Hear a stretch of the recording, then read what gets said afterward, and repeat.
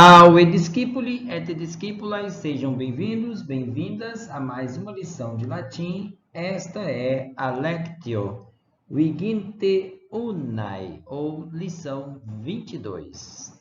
Nós vamos retomar os pronomes e vamos estudar os pronomes indefinidos e também ver alguns exemplos dos pronomes correlativos. Vamos lá? Bem, pronomes nós já sabemos, eu só vou retomar aqui aquilo que já foi dito, são aqueles nomes que surgem na frase, ora em lugar de nomes, no caso absolutos ou por vezes substitutos, ora em concordância com eles e determinando-os como adjuntos ou como determinantes, por exemplo. Aí nós temos aí o caso dos pronomes pessoais, que já estudamos, os possessivos, também já ouvimos, os demonstrativos, os relativos, agora os interrogativos. Agora veremos os indefinidos e também os correlativos. Só relembrando que os pronomes estão estudados a partir da página 64 do nosso livro Compêndio de Gramática Latina, mas os indefinidos, propriamente, também podendo ser chamados adjetivos pronominais, começam a partir da página 67, estando os pronomes correlativos na página 69. Vamos lá. Bem, nós vamos começar aqui com os pronomes indefinidos e primeiro apresentando uma trilogia desses pronomes, o que eu posso chamar de uma trilogia, já que os três aparentemente se relacionam. Num contexto em que eu escolho um entre os três de acordo com o meu interesse ou de acordo com a minha necessidade, né? Ou com a minha obrigação. No caso, esse é o primeiro deles. Qui ou quis para o masculino, quai ou qua para o feminino e quid ou quod para o neutro, e que significa alguém, algum, alguma. E nesse caso é alguém que eu não sei se existe, também não sei quem é. O sentido mais exato desse pronome definido é exatamente isso. Aí nós temos aqui a declinação do singular. Se nós olharmos, aparentemente não vemos aí nenhuma diferença com os pronomes relativos. É verdade. Então, se eu colocar as opções, por exemplo, que existe no masculino, eu vou observar agora, por exemplo, que também se confunde com os pronomes interrogativos. Aí o aluno pode perguntar, mas professor, como eu vou diferenciar um pronome se ele é igual? Como eu vou diferenciar se ele é relativo, se ele é interrogativo ou se ele é indefinido? Bom, o texto ele deixa algumas marcas. A dos pronomes interrogativos é a mais simples de todas nesse contexto aqui. Por quê? Porque ele tem uma marca própria de interrogação, que é o ponto de interrogação. Então, se eu tenho lá quid e mais um ponto de interrogação, obviamente é um pronome interrogativo. Não há hipótese de ser um pronome relativo ou de ser um pronome indefinido. Ainda que na pergunta possa haver uma indefinição de quem seja o sujeito, mas o ponto de interrogação já define por si só que aquilo é um pronome interrogativo. No caso da diferença entre o pronome relativo e o indefinido, eu terei sim que ler a questão e terei que perceber se o pronome ele é de indefinição ou se ele é de relação. Ele cria relação? Não, não cria. Ele apresenta um nome indefinido. Então, é um pronome indefinido. Bom, o masculino, vamos lá. Ele tem duas formas, pode ser qui ou quis. O feminino, duas formas, pode ser quai ou qua. O neutro pode ser quod ou quid, as duas formas. Portanto, exatamente igual ao interrogativo. No acusativo, nós temos quen, quan, quod ou quid. Genitivo temos cuius, dativos temos cui, ablativo quo, qua, quo. E no plural nós temos qui, quai, quai, acusativo quos, quas, quai, Genitivo, quorum, quorum, quorum. Dativo e ablativo, quibus. Aí é bom relembrarmos que não existe o caso do vocativo para os pronomes indefinidos. Não só nesse, mas também nos outros. Bom, mas por que não tem vocativo em pronome indefinido, professor? Bem, se o vocativo, a função dele é chamar alguém, como é que eu chamo alguém que é indefinido, que eu não sei quem é? Imagine no caso do qui, quai, quid, que eu não sei se a gente nem sei quem é, então não tem como eu chamar essa pessoa, né? Bom, depois temos aqui também mais uma marca no plural, é que o nominativo ele pode ser quai, mas também pode ser qua. E o acusativo pode ser quai, mas também pode ser qua. Aí o aluno pode questionar, tá, se essas duas opções são válidas, eu não vou misturar isso com o feminino, já que se escreve igual, aliás, tanto nas duas formas, né? Bom, eu não vou. Nós já vimos isso, porque o pronome ele tem uma relação com um substantivo igual à de um adjetivo. Ou seja, ele tem que concordar em número, gênero e caso. Então, se concorda em gênero, se o substantivo em que o pronome definido refere é um substantivo neutro, nós vamos utilizar exatamente um pronome neutro. Mas se o substantivo em questão for feminino, então utilizamos o pronome feminino. E relembrando que os pronomes indefinidos, na verdade, são adjetivos pronominais. E nós vamos ver que em algumas deles há uma confusão, né? As pessoas às vezes têm a dificuldade de relacionar. E afinal de contas, aqui é um pronome, professor, aqui ou aqui é um adjetivo. Aí nós temos que considerar o seguinte: a função do pronome. E, embora sejam parecidos os pronomes e os adjetivos, a função em que eles desempenham são diferentes. Eles são iguais na medida que eles concordam em número, gênero e caso, mas eles são diferentes na medida de que os adjetivos dão uma característica ao nome. E o pronome, ele não dá nenhuma característica. Ele simplesmente nomeia a pessoa de outro jeito. Bom, como que eu posso pensar isso? Eu posso imaginar, por exemplo, existem formas de eu fazer isso. Ao invés de eu me referir ao Manuel, eu posso referir ele por o apelido que ele tiver, Mundico, por exemplo, e não me referir ao Manuel. Mas existem formas, eu posso me referir a ele através de um pronome, porque, pensem bem, Mundico é um apelido que só aplica a ele, mas não vai, eventualmente, dificilmente eu vou relacionar esse apelido de Mundico a uma outra pessoa qualquer que não tenha o nome de Manuel. Imagine, alguém que tenha o nome de William. Como é que eu vou chamar alguém de William pelo nome, pelo apelido de Mundico? Tem que ter uma relação muito forte, histórica aí, para se criar esse apelido para outra pessoa. Embora a relação dos apelidos são causas históricas, individuais, subjetivas, que seja difícil explicar aqui. Tá? Alguém pode ter o nome de William e sim ter o apelido de Mundico. Mas o que eu quero dizer é que os apelidos, eles são individuais, eles são como os nomes, eles pertencem a uma pessoa.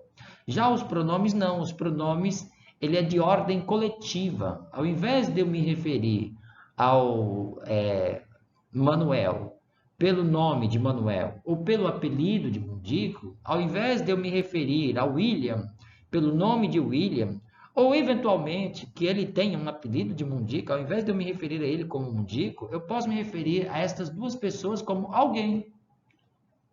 Ou seja, um pronome definido. Ou como posso partir de um pronome pessoal, dizer ele quem? Ele, o William, ele, o Manuel, o Mundico, e assim por diante.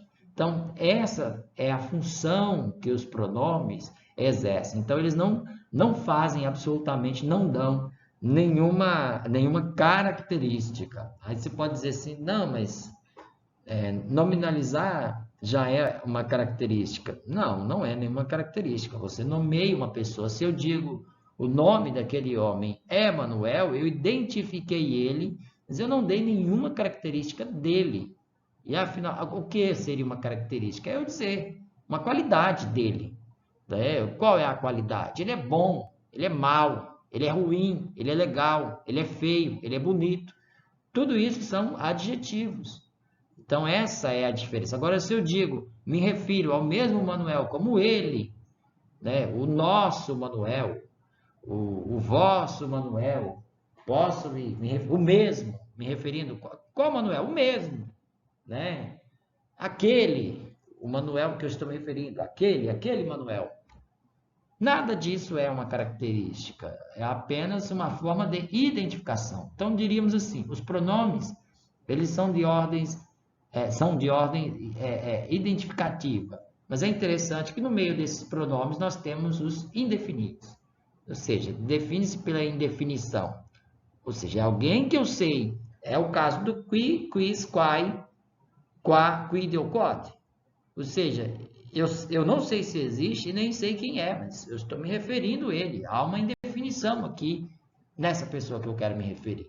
Mas aí vamos ao segundo desse grupo de adjetivos pronominais, dessa trilogia que eu chamei de uma trilogia, já que, no meu entendimento, eles três se relacionam. Nós temos o caso do aliquis, aliquai, aliquid.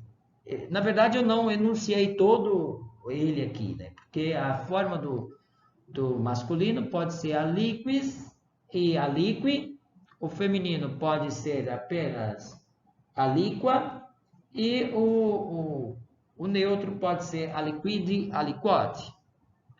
E nesse caso é alguém que existe, mas eu não sei quem é. Alguém, alguma. Existe, mas eu não sei quem é. Olha a diferença com o anterior.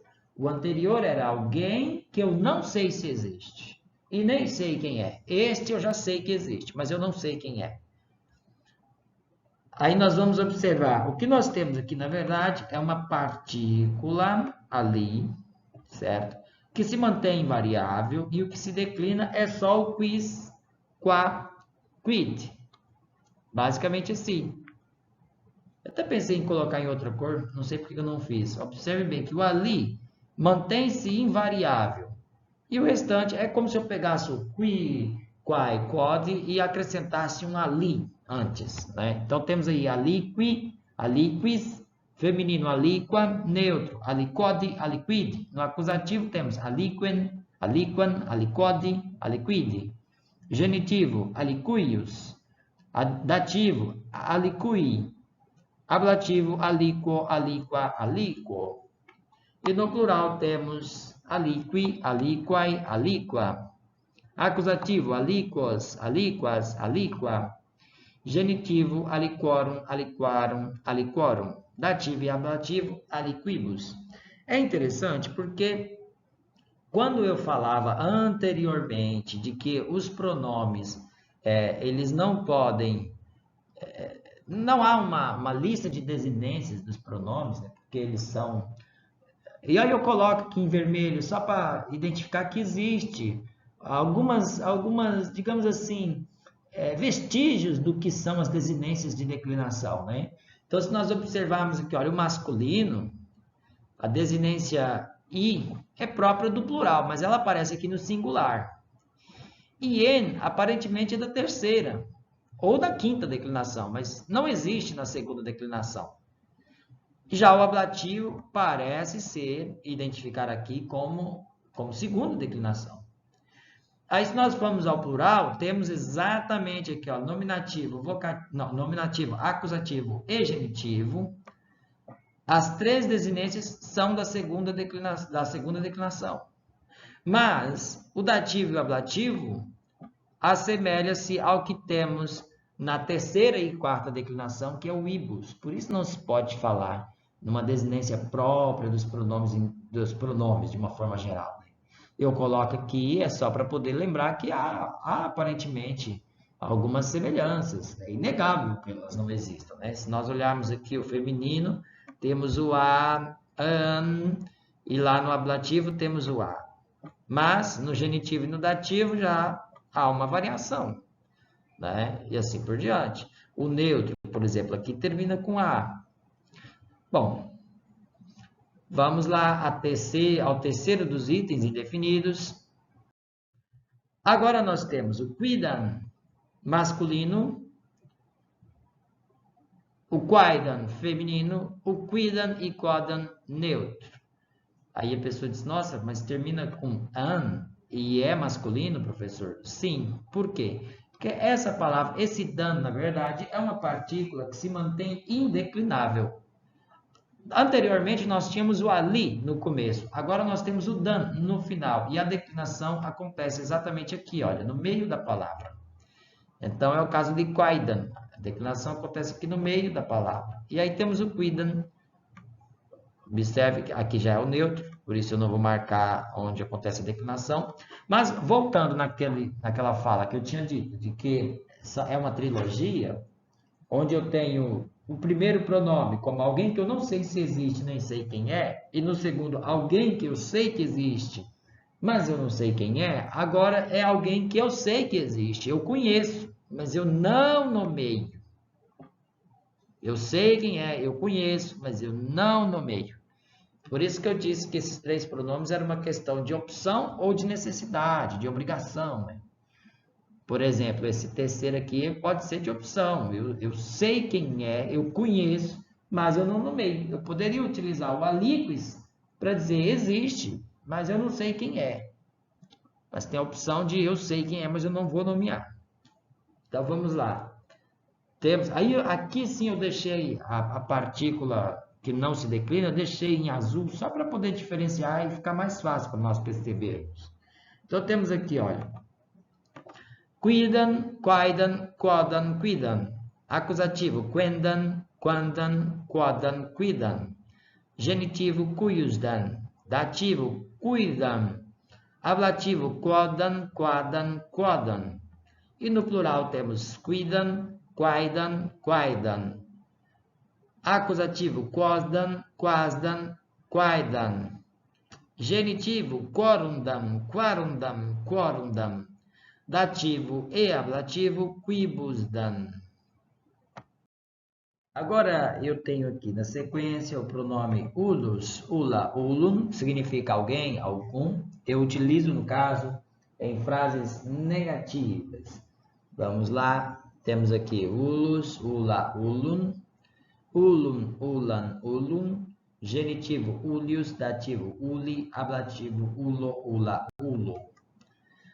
No plural temos uli, ulai, ulai, ulos, ulas, ulai, ulorum, ularum, ulorum, ulis e ulis para dativo e ablativo, masculino, feminino e neutro. Outro caso de pronome que se declina no começo é o caso do pronome quisque, quaique, quidique e codique. O que acontece? Repetindo, assim como acontece com quan, esse que mantém-se invariável. O que se declina é o meio do pronome, como acontece em quaique, por exemplo, que é o feminino. O que mantém-se invariável, e assim também no neutro. Significa cada um. Vamos lá. Então, temos aqui quisque. Observe onde acontece a declinação. Quaique, quodique, quidique. Acusativo, quenque, quanque, quodique ou quidique. Genitivo, quisque. Dativo, cuique, cuique. Ablativo, quaque, quaque, quaque. No plural, nós temos quique, quaique, quaique. Acusativo, quosque, quasque, quaique. Genitivo, quorumque, quarumque, quorumque. Dativo, quibusque. Ablativo, quibusque. Ambos para masculino, feminino e neutro. Bem, agora vamos a um pronome indefinido aqui, que é o alius, alia, aliud. Esse pronome aqui, ele entra numa esteira que podíamos chamar assim, num grupo de oposição, não seria um grupo de oposição, mas é uma dupla, né? Em uma dupla, nós temos que escolher de acordo com o interesse semântico entre dois pronomes indefinidos. Um é o caso do alius, alia, aliud, que significa outro de muitos. O que eu quero dizer? É que adiante nós vamos ver um outro pronome que significa outro, mas o outro significa outro entre dois. Ou seja, há uma distinção no latim em relação aos pronomes indefinidos, a esses dois pronomes indefinidos, quando eu quero dizer a um outro, imagine que há um outro, mas esse outro eu estou identificando no meio de várias outras coisas, então eu utilizo esse pronome alius, alia, aliud. Vamos ver a declinação. Alius, alia, aliud. No acusativo, alium, alian, aliud. Genitivo, alius. Dativo, alii. Ablativo, alio, alia, alio. E no plural temos alii, feminino, aliai, neutro, alia. Acusativo, alios, alias, alia. Genitivo, aliorum, aliarum, aliorum. Dativo e ablativo, aliis, para masculino, feminino e neutro. Então, observe bem, eu utilizo este pronome quando eu quero dizer a uma outra coisa, mas esta outra coisa está sendo tirada de um contexto em que há várias outras juntas, né? Isso será importante para nós entendermos o que vem a seguir. Vamos lá? Agora nós temos um outro pronome aqui, que é o alter, altera, alterum, que significa outro, mas nesse caso aqui refere-se a outro entre dois. Aliás, é daqui que vem a nossa palavra alternativa, né? É que a ideia, aí as pessoas dizem assim, primeiro, você não pode dizer outra alternativa. Vocês devem conhecer isso nas aulas de sociolinguística. Nós vemos isso. Nós não podemos dizer outra alternativa. Por quê? Porque alter já é o próprio pronome que está colado e formando uma palavra. Acontece que a nossa memória, voltando aqui, a nossa memória, a memória coletiva, né, ela já se esqueceu de que alter significava outro. Mas também tem uma outra coisa, né? É que quando eu utilizo uma alternativa, eu também quero me referir não a várias outras coisas, não dentre várias coisas, mas de uma segunda coisa. Né? A alternativa a tal coisa é isto, ou seja, é outro de dois, não é de vários, né? Espero ter deixado claro. Se não, podem perguntar no grupo e eu tento clarear um pouquinho mais disto. Mas depois eu posso também mostrar como é que alter, aos poucos, evolui para outro. O certo é que outro vem exatamente da palavra alter. Nós vamos ver isso, acho que no fim dessa lição. Então, temos aqui a declinação. Alter, altera, alterum. Acusativo, alterum, alteram, alterum. Genitivo, alterius. Dativo, alteri. Ablativo, alterro, altera, alterro. No plural, nós temos alteri, alterai, altera. Acusativo, alteros, alteras, alterra. Genitivo, alterorum, alterarum, alterorum. Dativo e ablativo, alteres para masculino, feminino e neutro. Vamos a mais um pronome indefinido e vamos finalizar os pronomes indefinidos com este. É o caso de nullus, nulla e nullum. É o nenhum, ninguém. É de onde, aliás, vem a nossa palavra nulo e nula. Então, temos aqui nullus, nulla, nullum. Acusativo, nullum, nullam, nullum. Genitivo, nullius. Dativo, nulli. Ablativo, nullo, nulla, nullo. No plural temos nulli, nullai, nulla. Nullos, nullas, nulla. Nullorum, nullarum, nullorum. Nullis e nullis para dativo e ablativo, masculino, feminino e também neutro. Agora vamos aos pronomes correlativos. Eles estão na página 69 do nosso compêndio de gramática latina. Nós temos aqui no caso o pronome talis, vírgula e, na verdade é talis, vírgula tale, significa tal. Este é um caso de um demonstrativo de qualidade, é um pronome correlativo demonstrativo de qualidade. Ele ficará declinado assim, na sua forma do singular, talis, tale, para o nominativo, talen e tale, para o acusativo, e no genitivo teremos talis, para masculino, feminino e neutro. No dativo e ablativo, tale, masculino, feminino e também neutro. No plural, nós teremos tales, masculino e feminino, neutro, talia. Acusativo, tales, neutro, talia. Genitivo, talium, neutro, talum. Dativo e ablativo, talibus. Então, observe que esse demonstrativo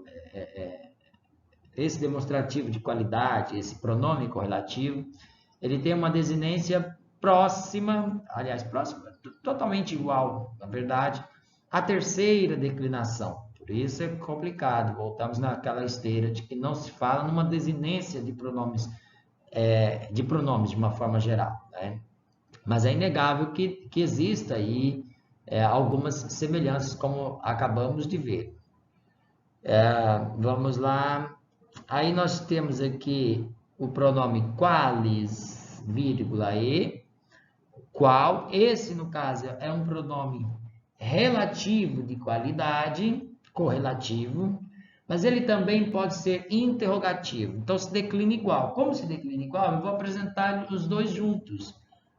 Bom, como é que eu vou saber, professor, se ele está ali na sua forma de relativo ou na sua forma de interrogativo? Repito, o interrogativo tem uma marca, enfim, uma marca inconfundível, né? É inconfundível. É o caso do sinal de interrogação. Então, se eu tenho ali qualis e na frente dele tem um ponto de interrogação, é uma pergunta, é um interrogativo. Se não tem, então pode ser um relativo.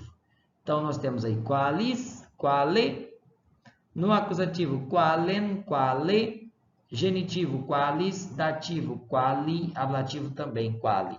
No plural temos quales, qualia, acusativo quales, qualia, genitivo qualium, qualum, dativo e ablativo, qualibus.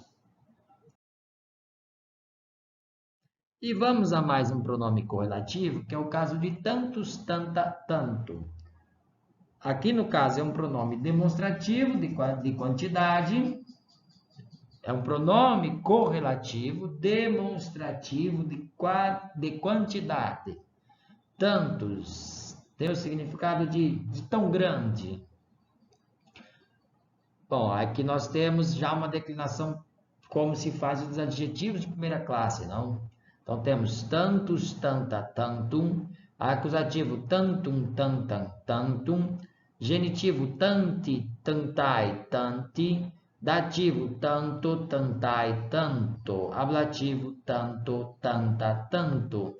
E no plural nós temos tanti, tantai, tanta, acusativo tantos, tantas, tanta, genitivo tantorum, tantarum, tantorum, dativo e ablativo tantes.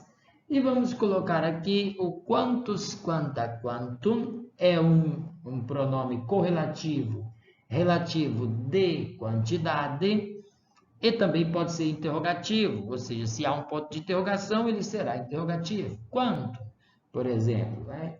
Então, temos aqui quantos, quanta, quantum, quantum, quantam, quantum, quanti, quantai, quanti, quanto, quantai, quanto, quanto, quanta, quanto. E no plural nós temos quanti, quantai, quanta, quantos, quantas, quanta. E no genitivo, quantorum, quantarum, quantorum, dativo e ablativo, quantis, masculino, feminino e neutro. Para além desses dois pronomes correlativos que nós apresentamos aqui, que na verdade não são dois, tem que se considerar que há aí também os interrogativos. Portanto, aliás, são 2 aqui, né? Aqui seriam 3 aqui e 3 anteriormente, se considerarmos. Faltam aí, no caso, nós não apresentamos os que são correlativos de demonstrativo de número, relativo de número, interrogativo de número. Estão na página 69, no quadro, e vocês podem ver, é o caso de tot, que significa tantos, quote, que significa quantos. Estes 2 ou 3, porque o interrogativo se faz igual ao relativo, quote, eles são indeclináveis, por isso eu os nomeei aqui. Bom, e aí nós vamos, para não deixar a lição vazia do conteúdo, de como funciona ele na frase, nós vamos fazer uma apresentação do pronome aliqui, aliqua, aliquode, dentro da frase. Ou seja, quem é esse aliqui? O aliqui é alguém que eu sei que existe, mas eu não sei quem é. Então, nós temos aqui a primeira oração. Aliquis venit. Eu traduzindo isso alguém veio. Quer dizer, alguém veio, mas quem é que veio, né? Ainda não sei, né? Eu sei que alguém veio, mas eu não sei quem é. Então eu digo alguém veio. Se eu soubesse quem é, eu poderia dizer Joana veio, Pedro veio, mas eu não sei, então eu posso colocar aliquis. Bom, nesse caso, aliquis está se referindo no masculino. Se eu soubesse que era uma mulher, mas eu não sei quem é, posso utilizar o aliqua, o enit. Não vou ter nenhum prejuízo na oração. Tanto, agora eu já coloquei aliqua puella dixit. Eu coloquei o verbo exatamente aí no perfeito. Alguma menina disse. Bom, eu sei que alguma menina disse, eu sei que disse, mas eu não sei quem é a menina que disse. Temos outro caso. Aliquam puellam amo. Ou seja, amo alguma menina. Isso seria dito num tom jocoso, né? Irônico, porque como é que a pessoa sabe que ama alguém, mas não sabe quem é? Somente sendo num tom irônico, né? Dizendo, não, eu amo alguém, mas eu só não sei quem é que eu amo, né? Temos Julia, alicuius memor est, ou seja, Júlia, lembre-se de alguém. Enfim, pode ser que em um contexto eu possa dizer essa frase, né? Lembre-se de alguém, ou seja, mas não estou me referindo, eu não sei quem. A Júlia pode ter dito, me ajuda a lembrar de alguém aí, enfim, pode ser que em um contexto essa frase seja possível. Eu sei que para a apresentação de lições nós colocamos as frases totalmente fora de contexto e é preciso imaginarmos contexto, porque dentro da oração elas funcionam totalmente diferentes, né? Enfim, dentro da oração, não, dentro de um texto. A oração de uma lição de gramática, ela é deslocada. Nós fazemos exatamente o que um biólogo faz com uma rã. Ele mata a rã, disseca a rã e fica observando como cada elemento funciona, né? Acontece que quando ele faz isso, ele destrói a vida da própria rã. Então, por isso que às vezes as frases elas parecem estar assim despossuídas de um contexto específico, né? Porque elas foram tiradas de contexto. Mas tá, aqui seria a ideia, Júlia, lembre-se de alguém que eu sei que existe, mas não sei quem é.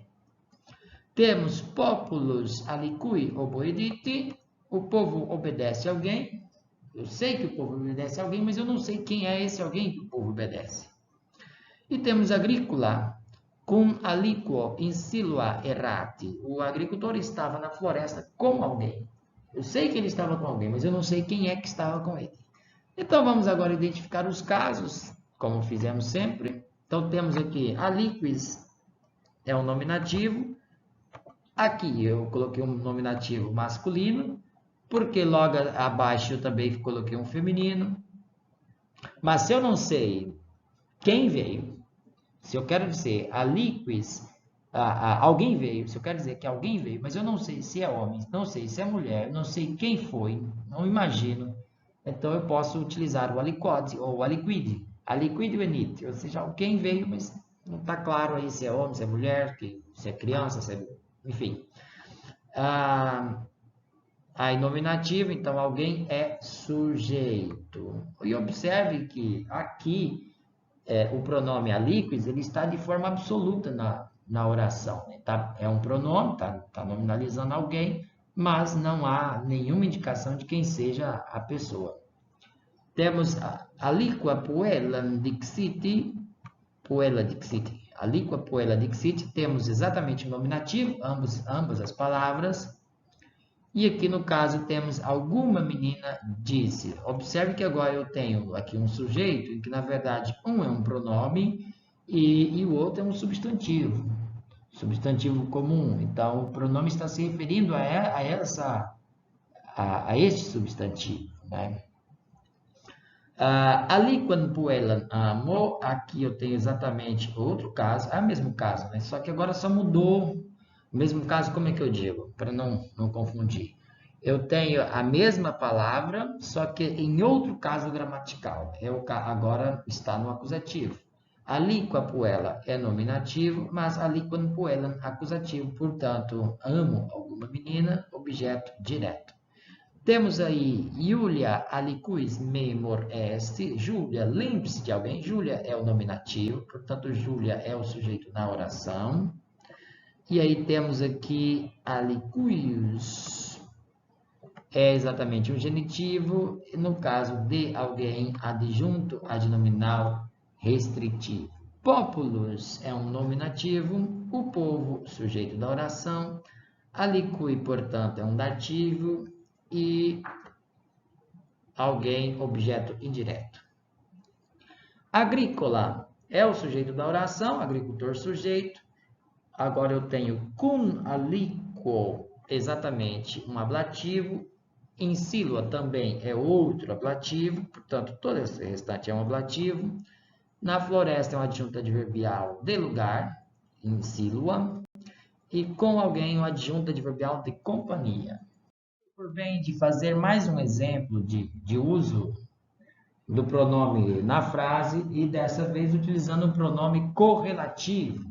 Então nós temos aqui tale animal bonum est. O tal animal é bom. No nominativo, outra frase de nominativo, talis discipula dixit, a aluna tal disse, talen amo, acusativo, portanto, amo um tal, pode ser um tal, uma tal, ali não está claro. Vou já explicar isso. Genitivo, Julia talis rei memor est. Júlia, lembre-se de tal coisa. Populus tali viro oboediti. Então, temos o povo obedece um homem tal. E temos agrícola cum tali cane insilua errati. O agricultor estava na floresta com tal cachorro. Então, vamos lá. Vamos fazer a classificação. O que nós temos aqui? Tale, animal. O que nós temos, na verdade? Animal, nós sabemos, é um substantivo neutro da terceira declinação. Portanto, se ele é neutro, eu vou utilizar um pronome para este nome que seja também neutro. Então, por isso, utilizo aqui tale e não talis. E bonum é exatamente o adjetivo neutro. Então, tale animal é um nominativo, de sorte que tal animal é sujeito da oração. Bonum é também um nominativo, mas aqui no caso, como no português temos um verbo, é um predicativo do sujeito. Talis discipula dixiti. Agora observe que nós temos aqui outro nominativo, mas agora o substantivo discípula é feminino. E talis é uma forma que se utiliza tanto para o masculino quanto o feminino. Se eu tivesse ali discípulos, eu também utilizaria talis discípulos. Aqui nesse caso, talis discípula. Ambos nominativo, portanto, a aluna tal é sujeito da oração. A aluna tal disse. Outro exemplo, talen amo. Bom, aqui, talen amo é um acusativo, portanto, traduzimos por um tal, objeto direto. Mas observe que talen pode significar as duas coisas, tanto masculino quanto feminino. Então, eu poderia traduzir perfeitamente por amo uma tal, não teria nenhum prejuízo. Iulia talis rei memor est, nós temos Iulia é um nominativo, portanto, Júlia é o sujeito da oração. Talis é o pronome, tá? E no caso, rei é res, rei é a palavra da quinta declinação, portanto, rei é o genitivo singular de res, rei, significa coisa. No caso, res é feminino, talis também é feminino. Lembrando que talis, genitivo, pode ser usado para masculino, feminino e neutro. Então, nós temos ali um genitivo, portanto, de tal coisa, adjunto, adnominal restritivo. Agora, nós temos populus, tali uiro oboedite. Populus é o nominativo, o povo sujeito. Uiro é uir, uiri é uma palavra da segunda declinação, significa homem, no caso masculina, por isso tali, que é um dativo, nós temos aqui então o dativo, tali pode ser masculino, pode ser feminino e também pode ser neutro. Mas nesse caso nós sabemos que é masculino, por quê? Porque se relaciona com um substantivo aqui que é masculino, viro. Se eu colocasse puella, populus, tali puello, não, puellai, desculpa, puellai. É que eu estava pensando no puero. Vamos lá outra vez. Populus, tali puellai, eu teria, oboedite, no caso, o povo obedece uma tal menina. E tali seria feminino. Se eu colocasse algo neutro aí, posso colocar animal, por exemplo, né? Então, teríamos populus, tali, animali, oboedite, que já que é uma palavra da terceira declinação. O povo obedece um tal animal, um animal tal. Bom, então nós temos aqui exatamente um dativo, portanto, objeto indireto. Vamos ao último exemplo, agrícola cum tali cane insilua erati. Bom, aqui é outro caso. Agrícola é o nominativo, portanto, sujeito. Lembrando que tali é o pronome que se relaciona a cane. Aqui é uma frase que a tradução que eu dei aqui ela é dúbia. Por quê? Porque nós sabemos que canis, ele é masculino e é feminino. O que vai determinar ele, se ele é masculino ou feminino, são os contextos.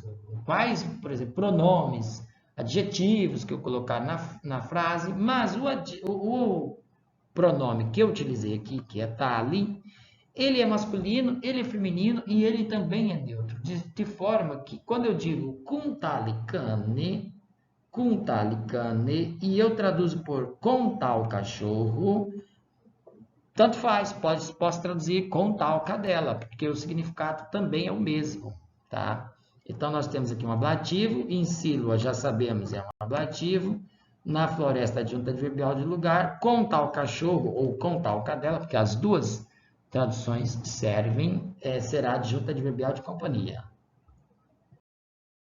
E vamos fazer aí algumas observações sobre o que é que aconteceu aí com os pronomes indefinidos, os tais adjetivos pronominais e também com os pronomes correlativos. O que é que aconteceu com eles na passagem do latim para o português? Bom, em primeiro lugar,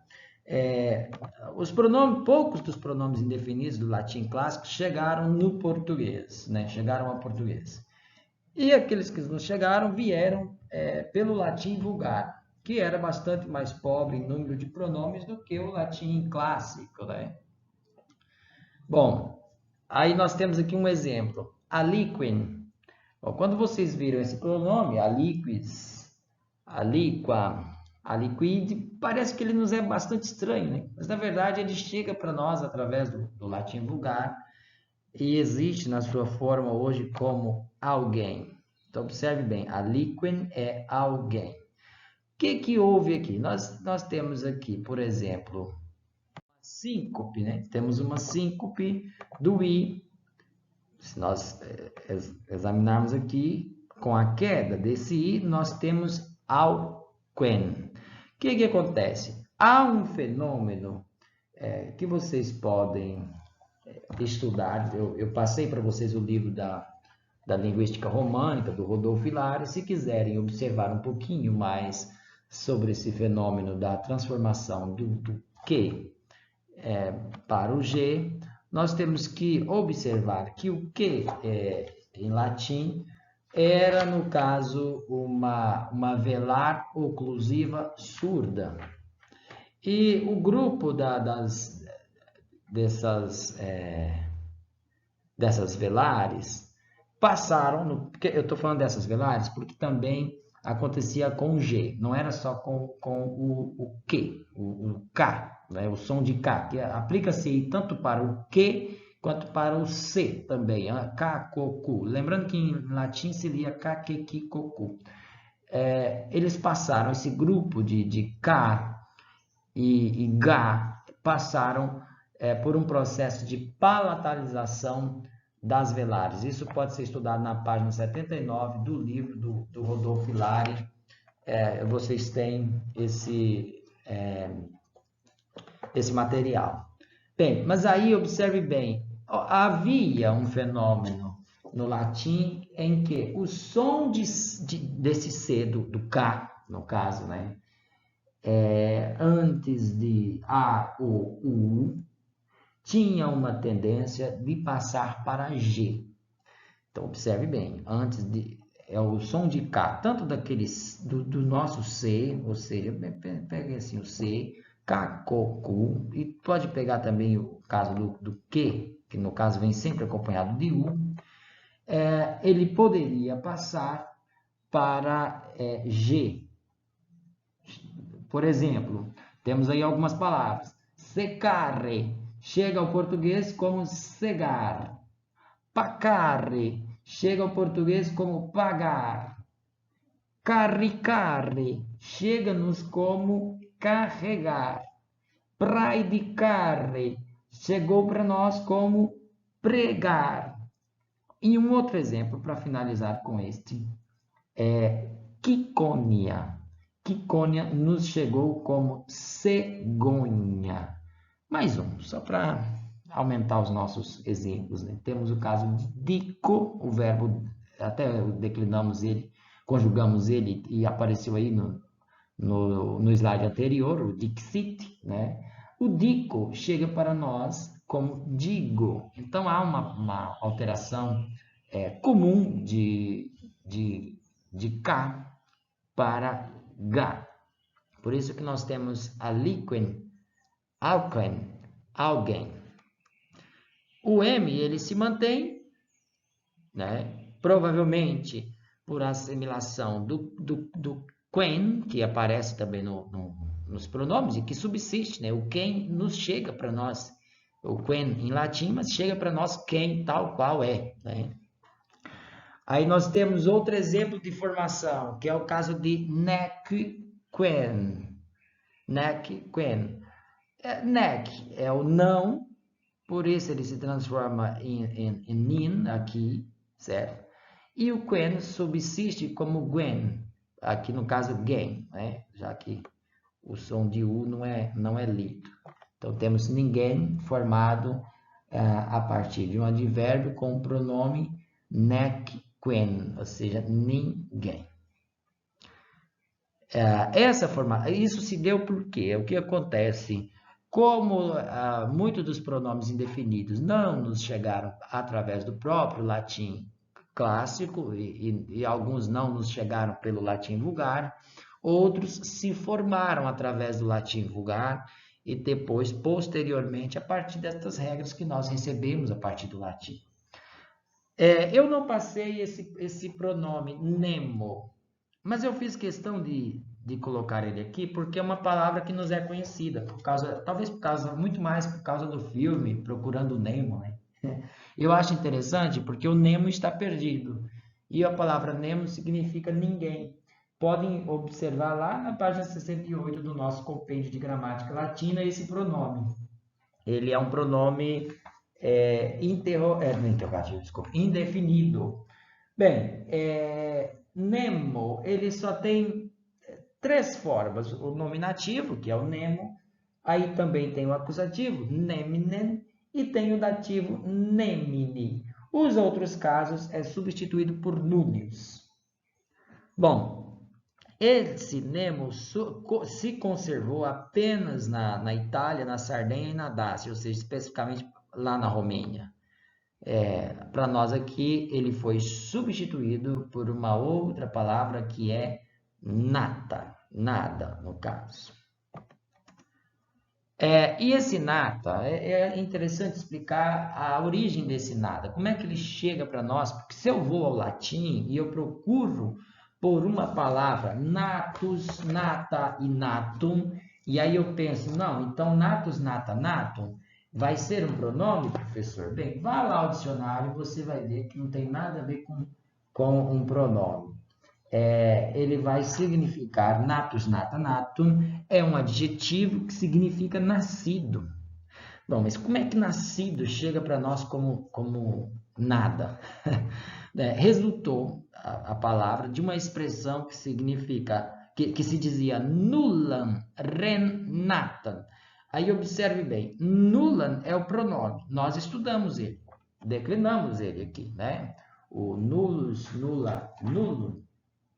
Ah, não declinamos, mas ele está na lista, ele se declina tal como o alius, melhor como ulus, ula, ulum, pode ser declinado como ele. Ulus, ula, ulum. Isso significa nada, está elencado entre os pronomes indefinidos na página 68. Ele significa nada. Então, vamos deixar bem claro, passar aqui devagarzinho para entendermos isto. Esta palavra nullum significa nada, certo? Esta outra palavra aqui, ren, é o acusativo de res, rei, que significa coisa. Então, aqui nós já teríamos coisa nenhuma. E Nathan. Nathan significa nascido, é o adjetivo. Portanto, está na sua forma do acusativo. Mas aí, o que acontece? Houve uma contaminação de nula, certo? Ou seja, o significado dessa palavra foi transferido para esta aqui. Esse não é um fenômeno estranho. Há vários exemplos dessa natureza, né? Na evolução da língua, propriamente, podemos ressaltar aí, por exemplo, a palavra pêssego, ela provém de um adjunto, de um adjetivo que significava, na verdade, que no passado era dito persicum, pêssego vem do adjetivo persicum, e persicum, na verdade, era um adjetivo pátrio, persa, de onde vem a palavra persa. E, aliás, ainda existe, né? O Golfo Pérsico. O Golfo Pérsico é de onde? É o Golfo da Pérsia. Bom, mas acontece que existia uma maçã da Pérsia chamada Malum Persicum. E as pessoas, com o tempo, transferiram o significado de malum para o adjetivo. E assim ficou. Hoje nós temos a palavra pêssego. Um outro exemplo dessa natureza de contaminação, de transferência de significado para uma outra palavra, acho que já até falei aqui numa das nossas aulas, é o silua, floresta. O que acontece? A palavra silua significa, ou silva, né? Silva significa selva, significa bosque, floresta, mata, enfim. A palavra floresta já significava forasteiro ou de fora, tanto que temos aí a palavra forasteiro a partir de floresta. Mas a expressão silva, floresta, significava a floresta do lado, a floresta de fora, ou seja, fora da cidade. Só que com o tempo, em parte por contaminação da palavra e também por assimilação de um outro termo que é flores, significava flor, portanto da terceira declinação, as duas coisas contribuíram para que o significado de Sílua passasse para floresta.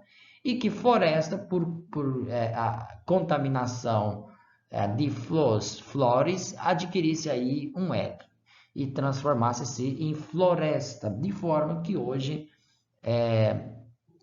a palavra possui o significado sozinho, né? Ninguém mais utiliza, aliás, utiliza-se o termo selva, mas são separados, as duas contêm o mesmo significado, né? Mas eu estou dizendo tudo isso para poder mostrar como que houve uma transferência de significado de Nuland para Nathan. Tem um outro exemplo. Esses exemplos que eu estou dando, vocês podem consultar no próprio Linguística Românica. É um livro que eu sugiro para se ler nas férias e aprender um pouquinho mais sobre isso. Quer ver? Eu vou dar um exemplo que está lá na página 31. O movimento, que o autor intitula por Movimento de Palavras e Coisas. Ele dá o exemplo sobre como a palavra iecor transformou-se em fígado. No latim, a palavra fígado, o nosso órgão, né? Fígado, se chamava iecor, mas a palavra ficato significava figo, o fruto, né? E aí os romanos davam fígado para engordar desculpe, vou repetir. Os romanos davam figo, agora estou falando correto, os romanos davam figo para os gansos engordarem os fígados, certo? E os fígados de ganso eram um prato muito apreciado e saboroso na Roma Antiga. Então, tinha a expressão iecurficato, ou seja, o iecor é o fígado, iecurficato, o fígado engordado com figo. E aí houve uma transferência de significado de iecor para ficato, de modo que hoje a palavra se chama fígado. E há até uma confusão, né? As pessoas às vezes confundem. Eu estou com uma dor no meu figo, como atribuindo, como se a pessoa estivesse misturando as duas palavras, né? Figo, fruta, e figo com fígado, que é o aparelho, no caso, né? O órgão do corpo humano. Mas o interessante dessa descoberta ou dessa informação é que ela não é nova, ela já aconteceu lá no latim, já houve uma alteração no significado, né? O fígado, ele já perdeu o seu nome, né? Antes ele era iecor, e ele tomou o nome do fruto, que era ficato, e ele se transformou em fígado, posto que o fruto se transformou em figo, e hoje o fígado continua tomando o nome do fruto, do figo, e as pessoas no português popular, né, no vulgar, dizem figo. Não sei aqui em Parintins, acho que essa não seja, talvez não seja uma expressão própria aqui de Parintins, mas em grande parte do Brasil as pessoas reduzem o termo fígado para figo. Também a expressão do malo perse, como está indicado aí nessa mesma página 31. Gente, esse livrinho vale a pena vocês consultarem durante as férias. Mas aí, para complementar aqui, observe que essa contaminação ela não foi só do português, né? Enquanto nós escolhemos o Nathan, os franceses escolheram o Ren. Eles transferiram o significado de Nuland para o Ren. E existe na palavra rien hoje, né? Essa palavra em francês significa nada, rien. E sendo que em latim ela significava coisa. E nós colocamos o significado de nada numa palavra que significava nascido. É interessante essa contaminação, né, que houve. Vamos lá? Assim, a fonte de uma parte do que eu disse aqui está aí na página 261 do livro Gramática Histórica, do Ismael de Lima Coutinho. Vamos ver mais alguns exemplos de formação de pronomes indefinidos. No caso, indefinidos compostos. Aqueles que chegaram para nós formando-se com mais de uma palavra. É o caso de aliquis unus. A palavra aliquis unus, juntos, nós temos aqui, portanto, um numeral, unus, e temos, no caso, um pronome. Juntos eles se transformam em alicuno. Gente, isso é normal. Como é que duas palavras se colam, professor? É bem simples. Eu vou dar um exemplo. No português vulgar, né, no coloquial, as pessoas não dizem os olhos. São duas palavras. Elas dizem o zóio. Observe que o ele fica separado de um lado. Vamos repetir isso aqui. Vejam só, o que que nós temos aí? Você pode escrever isso para você pensar. Os olhos, você tem um artigo que está no plural, os, e do outro lado você tem olhos, portanto, o substantivo. O que que as pessoas fazem no português coloquial? Elas deixam o o de um lado e pegam esse S, passa para a palavra seguinte, o zóio, transformando o olho, que naturalmente está sendo transformado de olho para oi, e o S passa para essa palavra, formando uma outra palavra, o zóio. Bem, é o que acontece aqui em aliquis uno, ou seja, naturalmente há uma queda aqui do IS, né? Vamos marcar aqui uma queda desse IS, de forma que aliquis fica alicunus, tudo colado, né? Aí o que acontece? Alicuno depois evolui para o português arcaico para algum. Alicuno, algum.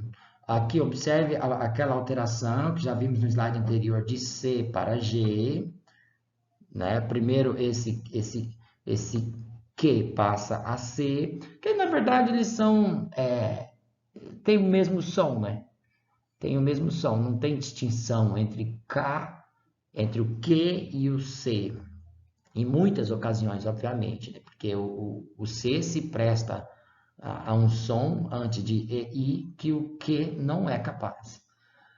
E o Q ele só existe em português acompanhado de U. Ainda tem essa. Não sei até por que nós não colocamos como sendo uma única palavra, né? Porque eles estão sempre juntos. Então, alicuno depois passa para algum. Houve, então, aí uma queda desse U e, obviamente, os nossos substantivos, pronomes, não terminam em N em português, então, terminam sempre em M. Quando terminava em N, quando houve uma queda, transforma-se esse N para M, por isso temos algum. Outro exemplo, aliquis una, aí vem na mesma esteira, né? É a alicuna, alguna, alguma. Mas aqui, no caso, essa nasalização possibilita o surgimento de um M, né? Esse N nasaliza e depois transforma-se num M. Vamos lá. Nec uno, aqui eu já coloquei junto, porque como esses dois exemplos são praticamente da mesma esteira, nec uno e nec una também são da mesma esteira. Nec uno transforma-se em nenhum e nec una em nenhuma. Lembrando que nec é a partícula não, é o advérbio que significa não. Então, por isso, ele é o nosso nem, nenhum. É o mesmo caso como acontece aqui. E vimos anteriormente que transformado em nin. Aqui ele está em nem, como nós acabamos de ver, nem, mas ele tem o nec quen, que foi o ninguém, né?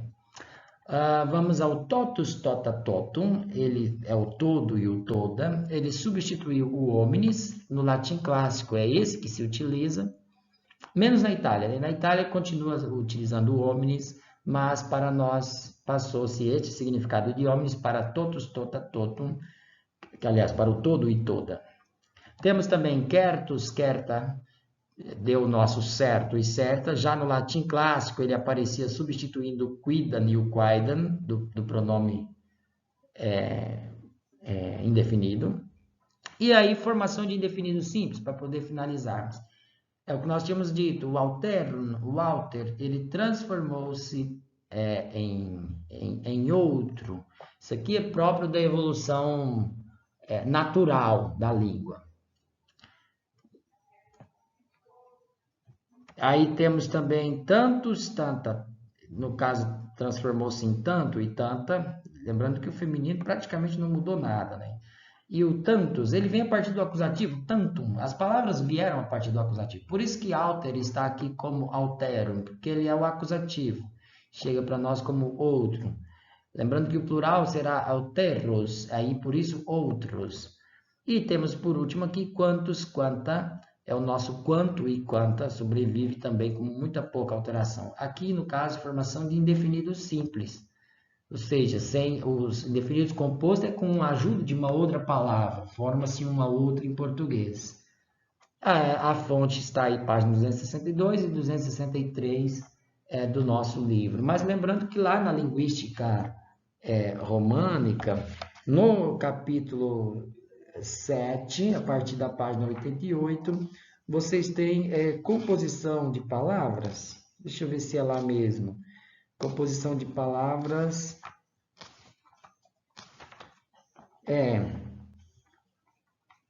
Não, desculpe. É o capítulo 9, a partir da página 118. Vocês vão ter composição de palavras dessa natureza, como eu coloquei. Por vezes, por exemplo, adjetivo com substantivo, verbo com substantivo, formando palavras, né? Enfim, assim por diante.